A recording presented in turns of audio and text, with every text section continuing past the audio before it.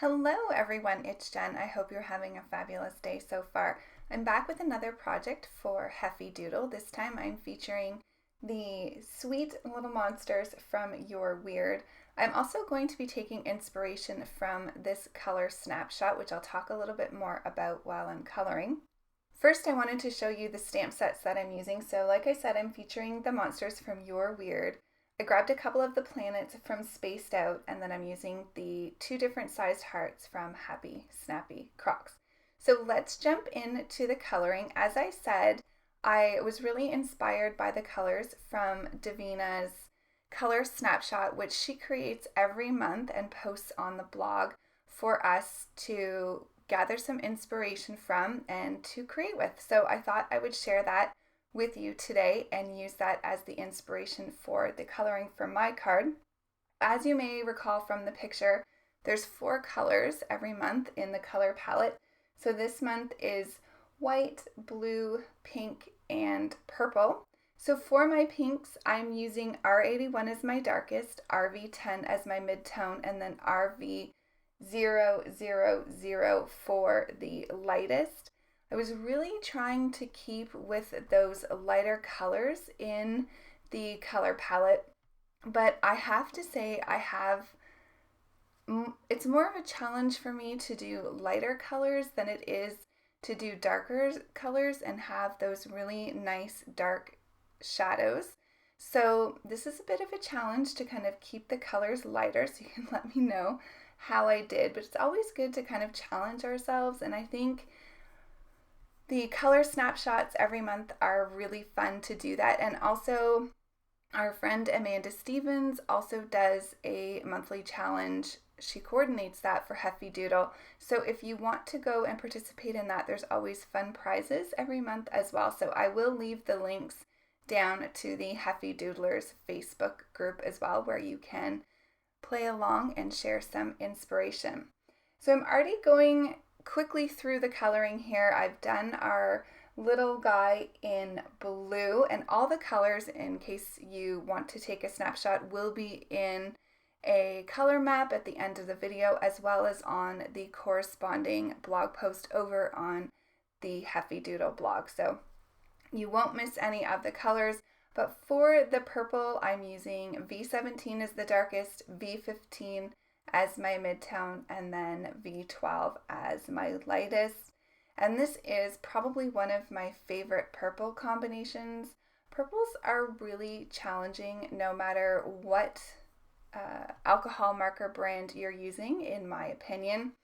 And also pinks with the Copic markers. I haven't been able to find a good color combination for that, like cotton candy colored pink. So if you have a favorite combination for that lighter pink color, please let me know below, and hopefully I can figure out something eventually that works. My favorite pinks are definitely the R83, 81, and then I often use the RV11 with that, and then for the darker, the R85, or like even an R39. So those are the ones that I typically gravitate towards, but they aren't that nice light. They're more of a rosy pink color.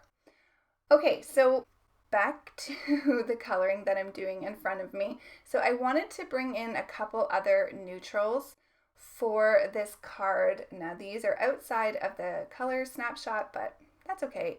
It's meant for inspiration. So I'm using this kind of navy blue color, which is B99 as the darkest, B97 as the mid-tone, and then B95 as the lightest color. So I use that for the bottom of my little UFO here. The little, what do you call that? UFO saucer? Flying saucer? I'm not really up on my alien monster UFO language, but we'll just call that the flying saucer, even though it's more globe, like almost like a snow globe, it reminds me of.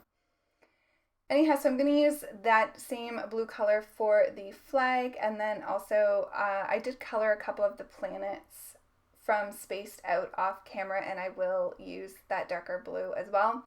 And then my other color that I'm bringing in are my C markers. So I'm going to do kind of a darker gray and then a lighter gray and then fading out to white. So I'm using all the way from C7 down to C1. So the C5 and the C3 are two of my midtones. So a darker midtone with the C5 and then a lighter midtone with the C3. And then C1 is my lightest and blending that out with the 0. Now for the spaceship, that's what I was looking for, spaceship. I'm going to use, I think I only used the C5, C3, and C1. The craters in the moon is where I added that C7 to kind of give me that darker shading to make it look like it's really indented. And then with the moon, I'm using all of those colors. So C7, C5, C3, C1, and then blending out the edges of that so it's almost going into a white. And you'll see when that you'll see when that dries back that it really fades out beautifully. So it just gives a light gray in the end to our little moon. And then I also did the same thing for the top of our spaceship or flying saucer, whatever you want to call it. So there's the coloring pretty much complete, just kind of fixing up the eye on the one little monster. And then I wanted to add a lot of detail to these little cuties. So I'm bringing in my black glaze pen for their eyes and their mouths, and then just adding a little bit to the buttons on our little alien ship as well. And then bringing in my white gel pen. So my favorite is the Bold 10, it's called, and I will list all the products that I'm using in the description box below in case you want to get a closer look at the items that I'm using. So you can always find everything in my supply list below. So just adding some dots, and I'm actually adding a few little lines as well, kind of like scratch lines or fur lines. So I really wanted to add a lot of detail, like I said, to my little monsters, and I think it made them look really sweet. For my background, I'm using a simple ink blending technique here. So I'm using my Distress Oxide in Tumbled glass on some Bristol Smooth cardstock. So that was cut by 3 inches by 8 inches, and I just used the Tumbled glass on the entire back of that panel. And then I used some of the heffydoodle gray cardstock here, and I used the scallop slimline border, and then used one of the rectangle slimline dies just to cut out a really pretty border for this card. I wanted to play off the neutral tone of the gray here for my border. So once I get my moon in place in the bottom, I'm just going to trim that off, just following the lines of that card panel. And then I'm going to go ahead and I'm going to add some double-sided foam adhesive to the back of my scallop frame.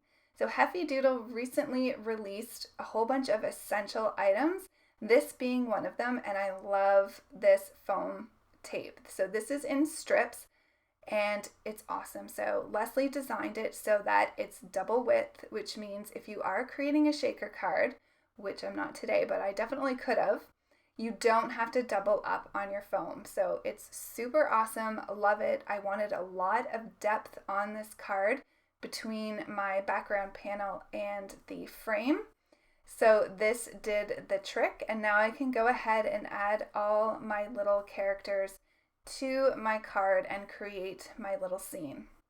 So for the alien ship, I just wanted to cut a little bit more of that white outline off just so the dome part at the top fit a little bit better. So I am just going to adhere that with some liquid adhesive, and then I'll let that dry. And I knew that I wanted that at the top of the card, just wasn't sure if I was going to angle it to the right or the left. And I'm going to put my little purple monster in the spaceship, and I'm going to have him holding a large blue heart. I think he looks really cute. And then the little pink monster I already have there on the bottom waving the little flag. And today my outer space has clouds. So I wanted to bring in some more of the white from the color snapshot that Davina created. So I thought it would be fun, it's make-believe, so you can have whatever you want in your universe. I felt like it could kind of maybe resemble like the Milky Way a little bit with the hazy white. Didn't necessarily have to be a cloud. Maybe it's a little bit of smoke coming out of our spaceship. Who knows? But I really liked the contrast of the bright white. And if you've been watching my videos for a while, you know that my favorite dies from heffydoodle are the swirly cloud dies. So it's fitting that I brought them in for this card. So I am just going to cut off the sides of them so that they tuck under that frame really nicely. And once I get the clouds in place, then I can go ahead and get all my little monsters glued down. Aren't they sweet? I'm just going to have the blue one kind of floating. I didn't think he needed to be anchored. Now, if you wanted him to be anchored, you could have him on the moon with the little pink guy. And I'm also adding one of these smaller hearts inside the flag there. And I thought that at this point, I better get my sentiment ready, at least know where I want it to go so I leave enough room. So I just laid down the sentiment stamp that I'm going to be using, and then I'm going to go ahead and adhere down all of my images to the top. Now with the little alien ship, because the top part isn't flush with the bottom, I just added a scrap piece of cardstock, and then that way our little spaceship here will all be level. And then you can see here's where I'm adding one of the little planets from Spaced Out. I think that just helps kind of create the rest of the scene, having a couple of planets. I will add a smaller one to the top above the top cloud there, and I'll tuck it behind the frame there. So here's where I'm deciding I need to stamp my sentiment. So I'm using my regular size Misty because after doing all this work, I didn't want to mess up on my stamping. And I was trying to decide if I wanted to have the foam in it or not because it is quite raised given the double-sided foam adhesive strips. And I was thinking I was only going to get one shot at this because my large bar magnet wasn't going to fit anywhere on my card. But then I realized I had a broken piece of magnet that would fit nicely on the card. So that was nice. I was able to have that comfort of knowing I could double stamp it with that smaller magnet. To finish off the card, I'm just going to add some glitter with my Spectrum Noir glitter pen. And I'll give you a close-up here of the card as well as a shot of the color map. So you have all of the colors that I used in the video today. So thanks for sharing your time with me. Don't forget to go over to the heffydoodle blog and the Heffydoodlers Facebook group, and I'll see you over there. Take care, everyone. Have a fabulous day, and I'll see you soon. Bye.